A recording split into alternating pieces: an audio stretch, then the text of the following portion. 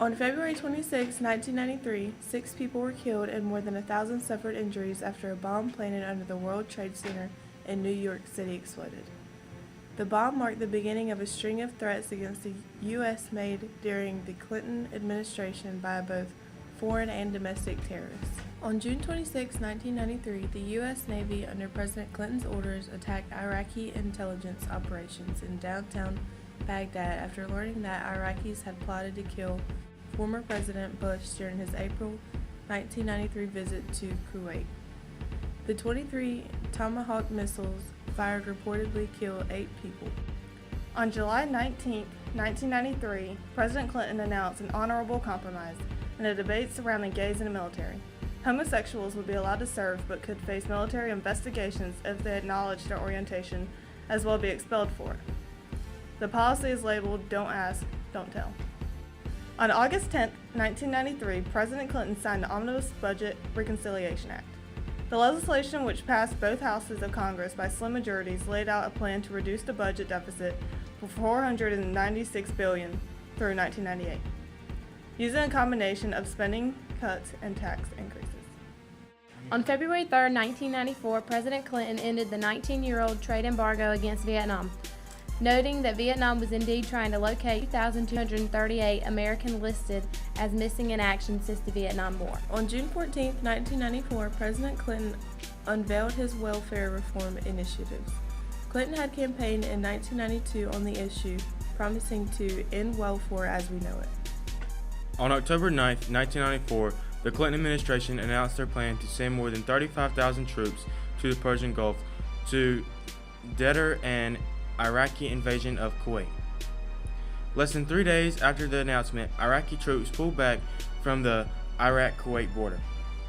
On December 5, 1994, President Clinton, along with the presidents of Belarus, Pakistan, Russia, and Ukraine, signed the Strategic Arms Reduction Treaty in Budapest, Hungary.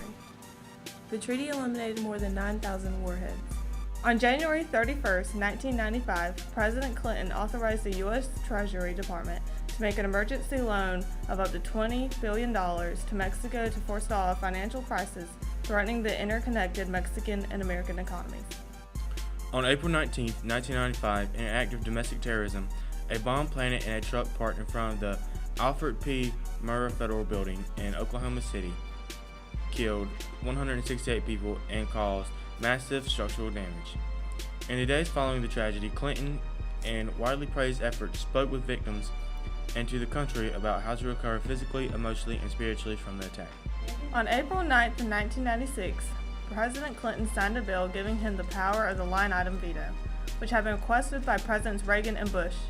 With this new power, Clinton could veto specific items in spending and tax bills without vetoing the entire measure.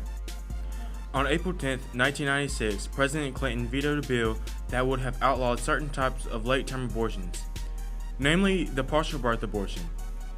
Clinton emerged during his presidency as a strong advocate of the right to choose, often stating his wish that abortions in the United States became safe, legal, and rare. On September 3, 1996, President Clinton ordered a cruise missile strike against Iraq after Saddam Hussein led a siege against the Kurdish city of Erbil in northern Iraq. In 1997, the United States Senate ratified the Chemical Weapons Convention, which banned the development, production, stockpiling, and use of weapons. It was one of the most ambitious arms agreements in history. On May 2, 1997, the Clinton administration and Republican congressional leaders agreed in principle to a 5-year budget plan to eliminate the budget deficit. The goal was accomplished largely due to the strong economy of recent years. On January 20, 1998, news broke that President Clinton may have had a sexual relationship with a former White House intern named Monica Lewinsky. Clinton adamantly denied the allegations and stated, "I did not have a sexual relation with that woman, Miss Lewinsky."